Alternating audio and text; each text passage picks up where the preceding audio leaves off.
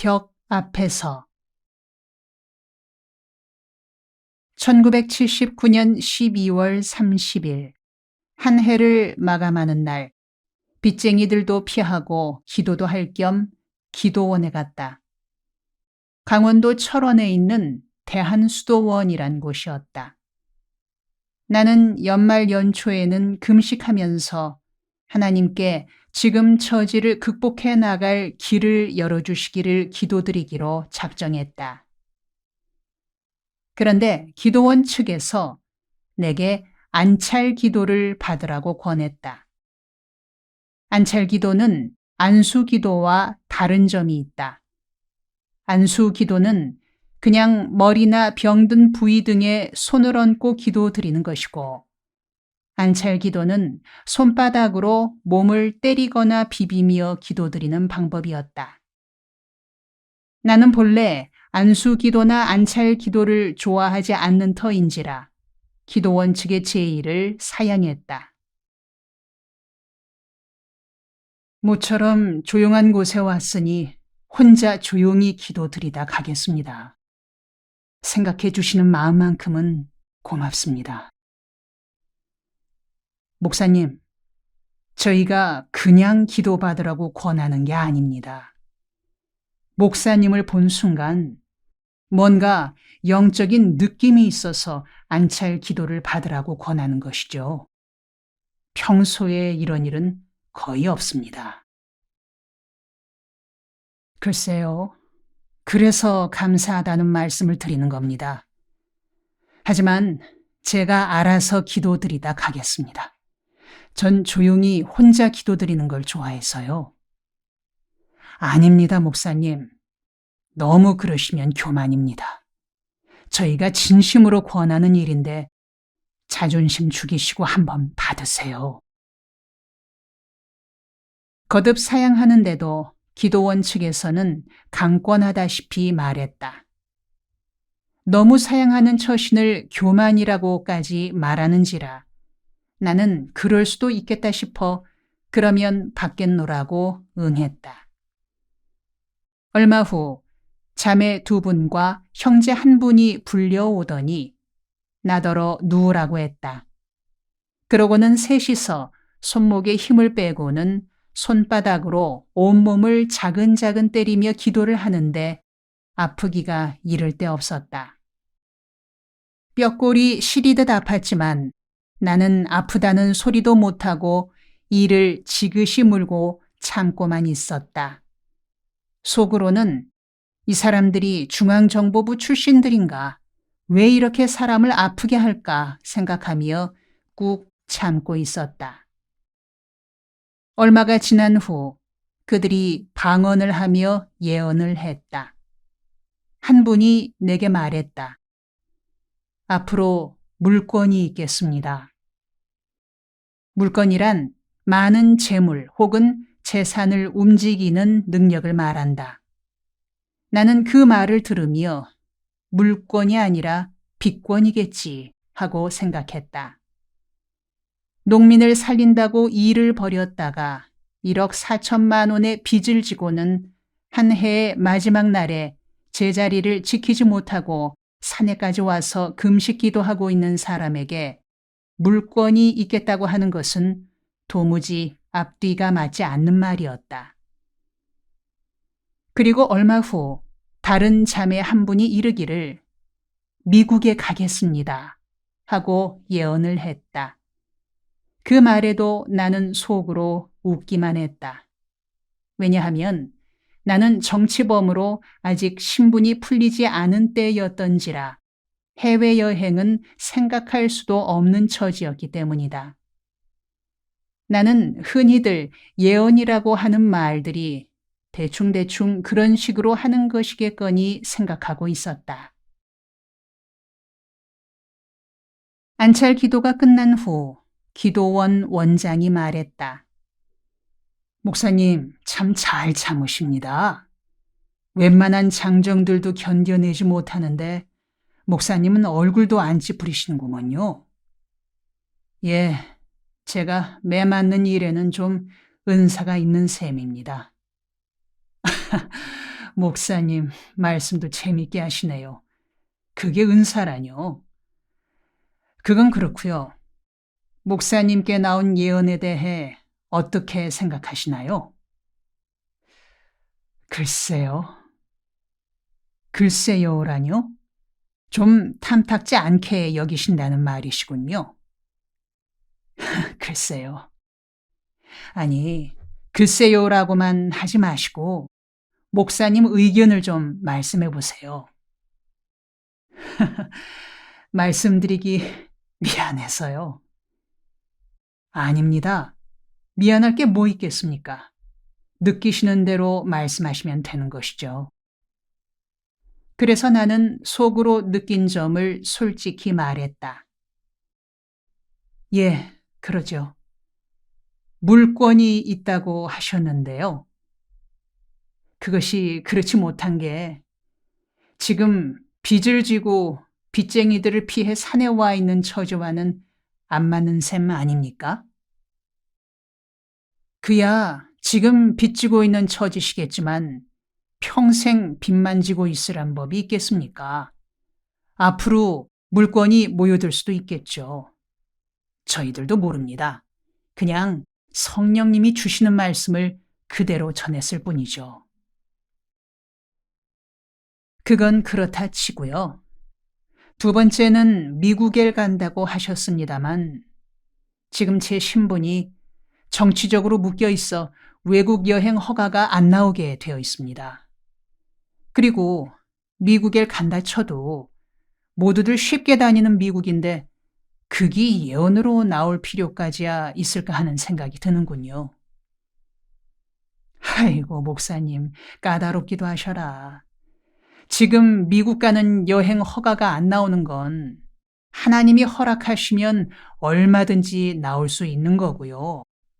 또 흔히 미국을 쉽사리 다니고 있다지만 목사님이 미국 가시는 건 다른 사람이 미국 가는 것과 뭔가 다른 거겠죠. 목사님, 죄송합니다만 기도 중에 나오는 예언은 따질 거 없이 그냥 마음으로 받으십시오. 나는 더 이상 말하지 않고 미소로 응대하고 끝을 맺었다. 그렇게 안찰 기도를 받은 부위에 퍼런 멍자국이 생겼으나 며칠 지나자 멍도 사라졌다. 그와 함께 예언도 기억에서 사라졌다.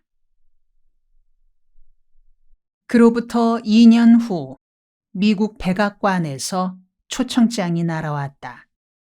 레이건 대통령의 조찬 기도회에서 연설을 해달라는 취지의 초청장이었다. 정부에 초청장을 덧붙여 여행허가 신청서를 제출했더니 의외로 쉽게 허가가 나왔다. 미국 대통령의 연초 조찬 기도회는 마치 부흥회 같았다. 2박 3일간 열리는 이 행사에는 국내외 1,600여 명의 각 분야 지도자들이 모여 강연을 듣고 기도하고 세미나를 열었다. 나는 평생에 그런 자리는 처음인지라 촌딱 관청에 간 듯 쭈뼛거리고 행동거지가 어색하기만 했다. 도착한 다음날 점심시간에 우리 식탁에 6명이 둘러앉았다. 음식이 나오기 전에 서로들 인사를 나누기에 나도 옆자리에 앉은 백인 신사에게 인사를 건넸다. 영어도 제대로 하지 못하는 터에 외국인에게 처음 건네는 인사인지라 어색하고 서투르고 우스웠을 것이다. 나는 이렇게 말했다. I am Mr. 진홍 Kim. I came from Korea. I am pastor in Presbyterian Church. 나는 김진홍이라고 합니다. 한국에서 왔습니다. 장로교회 목사입니다. 내 딴에는 정성스럽게 인사를 하고 악수하자고 손을 내밀었는데 인사를 받는 백인의 태도가 너무나 예상 밖이었다. 나를 힐끗 보더니 못 본 척하며 다른 편으로 고개를 돌리는 것이었다. 무례하기 이를 데 없는 태도였다. 나는 잠시 당황해 얼굴이 붉어졌다. 그러나 가만히 숨기를 가누며 생각해 보니 괘씸한 마음이 들었다. 내가 아무리 서툴다 하더라도 격식을 갖추고 인사를 하는데 못 본 척하는 것은 사람의 도리가 아니란 생각이 들었다. 그것도 다른 모임이 아니라 크리스천들이 모이는 기도회에서 그럴 수는 없는 터였다.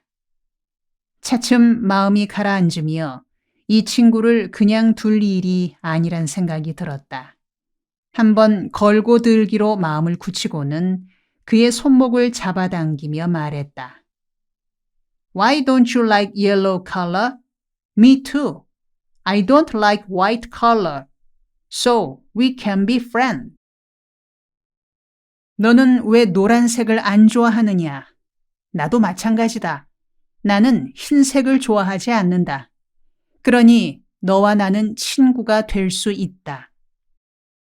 그가 나를 홀대하는 것이 내가 볼품없는 동양인이라는 일종의 인종차별적 태도에서 나온 듯해 비틀어 말한 것이었다. 그런데 이런 모습을 보고 있던 우리 식탁 멤버들이 웃음을 터뜨리며 내게 박수를 보냈다. 나에게 억지로 손을 잡힌 상대는 얼굴 색깔까지 바뀌며 당황스러워했다. 그러고는 몹시 불쾌했던지 나를 좋지 않은 눈길로 내려다보았다. 나는 그런 눈길에 개의치 않고 웃으며 그를 마주보았다. 네가 그런 눈으로 날 보면 어쩔 거냐. 까짓거 한판 붙으려면 붙자. 언제든지 맞상대 해주겠다는 마음이었다. 그 다음 시간에 내가 회중 앞에 나가 20분간 강연을 했다. 강연 내용이 청중의 가슴에 닿았던지 박수를 받았다. 내가 박수를 받으며 강당에서 내려오자 나와 해프닝을 벌였던 그 백인이 다가와 사과를 했다. 진심이 담긴 정중한 몸짓으로 아까 일은 미안하다. 크리스천답지 못하게 처신하여 부끄럽다. 용서하기 바란다는 뜻의 말을 건넸다. 나도 그에게 무안을 준 것이 미안스럽기도 하여 부담을 갖고 있던 터인지라 서로 악수를 나누고 격이 없는 사이가 되었다. 이런 사정을 곁에서 지켜보던 조찬 기도회의 책임자가 퍽 인상 깊었던지 나를 상원 의원들이 모이는 기도회에 초청했다. 그 모임에서 좋은 시간을 가지고 의원 몇 분과 친교를 맺었다. 이렇게 해서 사귄 조찬 기도회 책임자는 몇 년이 지난 후 한국에 왔을 때 남양만까지 찾아왔다. 그때 마침 농민선교훈련원을 짓기 위해 기초 공사를 하던 중이었다. 공사 현장을 둘러보는 자리에서 그가 물었다. 무슨 건물을 짓는 겁니까? 예, 농민들을 훈련시키는 교육장을 짓는 중입니다. 그가 되물었다. 이 공사는 예산이 얼마나 듭니까? 40만 달러쯤 들 것 같습니다. 그러자 그가 이런 제의를 해왔다. 절반인 20만 달러를 워싱턴 지역에서 모금에 보내주고 싶은데 어떻습니까? 나는 갑작스러운 그의 제안에 잠시 생각하다가 No thank you 하고 말했다. 그리고 내가 그의 고마운 제안을 거절한 이유를 설명해 주었다. 이 건물은 농민들을 교육시키는 건물입니다. 농민들에게 자립정신, 노동정신, 공동체 정신 등을 가르칠 예정입니다.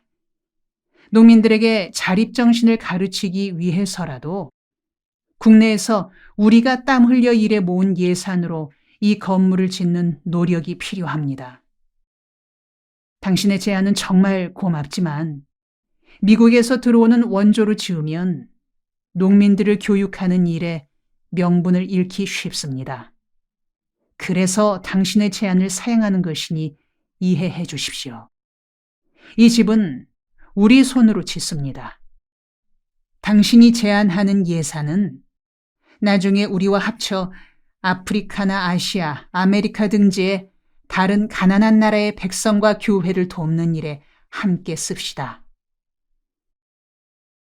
그는 아무 말 없이 한참이나 나를 보고 있더니 악수를 청하며 좋은 생각이라고 말했다.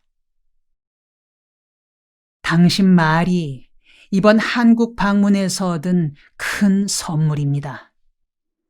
한국 교회 지도자들 중에 당신처럼 생각하는 사람이 많이 있습니까? 그런 생각이 앞으로 한국 교회의 가능성을 말해주는 것이라는 느낌이 듭니다. 다시 미국에 갔을 때 이야기로 되돌아가자. 그렇게 레이건 대통령의 조찬 기도회에 참석한 후 나는 주일을 맞아 한인교회를 찾아가 예배에 참석했다. 그런데 난 예배가 시작되는 11시에서 20여 분이 지나도 예배가 시작되지 않고 회중은 계속 찬송가만 부르고 있었다. 그러더니 장로인 듯한 분이 앞으로 나와 회중을 향해 물었다. 여러분 중에 혹시 설교하실 수 있는 분이 안 계신지요? 목사님이나 선교사님이 계시면 오늘 예배에서 설교를 인도해 주셨으면 고맙겠습니다. 우리 목사님이 오시다가 교통사고를 당하셔서 병원으로 가셨다는 연락이 왔습니다. 다행히 많이 다치지는 않은 것 같습니다만 오늘 예배 인도는 못 하시게 됐습니다. 설교하실 만한 분이 계시면 나와주시면 고맙겠습니다. 나는 좌우를 살펴보았으나 아무도 나서는 기미가 없는 듯했다.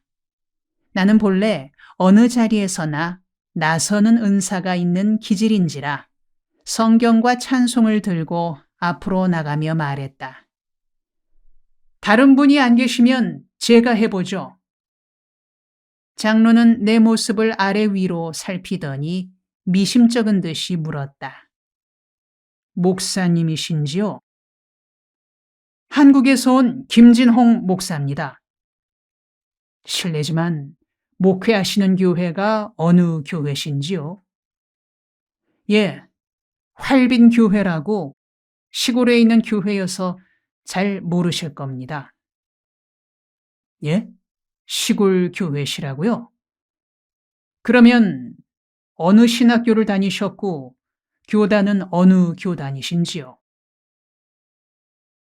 한국 교회에는 워낙 사이비도 많고 사쿠라도 많아 혹시나 이단 종파나 족보도 없는 엉터리 목사인가 싶어 여러 가지를 묻는 그가 이해가 갔다. 그래서 안심하라고 자세히 일러주었다. 신학교는 워커힐 옆에 있는 장로회 신학대학을 나왔습니다. 교단은 대한예수교 장로회 통합 측 교단 소속입니다. 신분이나 출신에는 하자가 없으니까 염려 놓으시기 바랍니다. 장로는 긴가민가 하던 표정이 밝아지더니 그럼 부탁드립니다 하면서 강대 위로 안내했다. 나는 갑자기 맡은 설교인지라 제대로 준비할 겨를이 없어 농촌 교회에서 심호하면서 겪고 있는 경험들을 성경에 비추어 이야기식으로 설교했다. 말하자면 이바구식 설교였다. 그렇게 설교를 하고 예배가 끝난 뒤 도넛과 커피 등을 나누는 친교 시간에 그 장로가 내게 와서 물었다. 목사님, 설교에 은혜 받았습니다.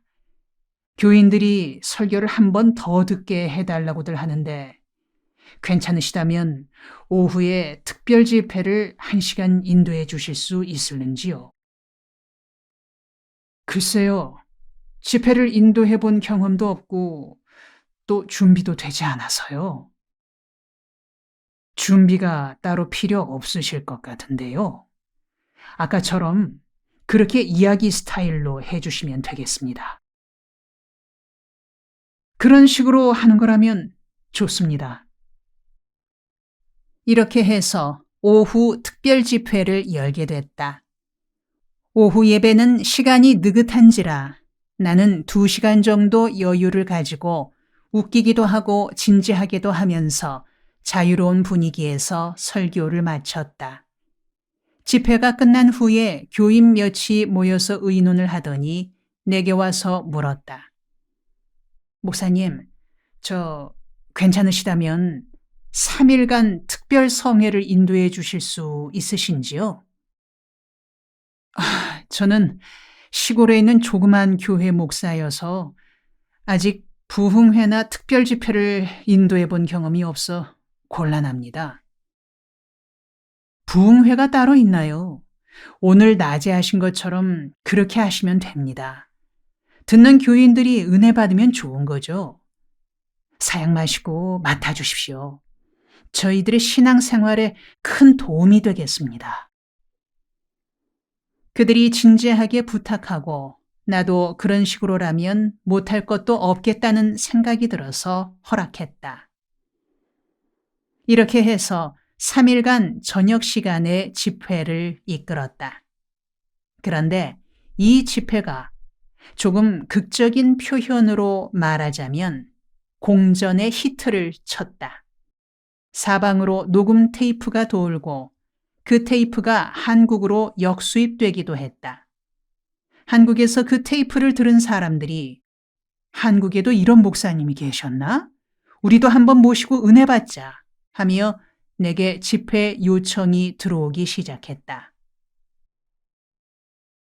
그 길로 나는 부흥사 아닌 부흥사가 되었다. 그때로부터 15년 남짓 지난 지금은 내가 한국 교회에서 청중 동원으로는 최고의 강사라고 하니 사람 일이란 참으로 묘한 데가 있다. 돌이켜보건대 대한수도원에서 안찰 기도를 받을 때 들었던 미국 가겠습니다라는 예언이 뭔가 일리가 있었던 셈이다. 그리고 물권이 있겠습니다라고 말했던 예언도 지금 생각하면 일리가 있다고 여겨진다. 내 앞으로 된 부동산이나 현찰은 없지만 예수님의 이름으로 백성들을 돕는 일에 쓸 수 있는 예산이 해마다 늘어나고 있으니 이런 것이 바로 물권이라면 물권이 아닐까 하는 생각이 든다. 남양만 갯벌에서 시작하여 여기저기에 세우고 있는 두레마을은 물론 미국과 중국에 세운 두레마을 공동체 농장, 그리고 북한 땅 낮은 선봉에까지 진출한 두레마을을 생각하면 바로 이런 것이 물권을 받은 증거라 할 수 있지 않을까 한다.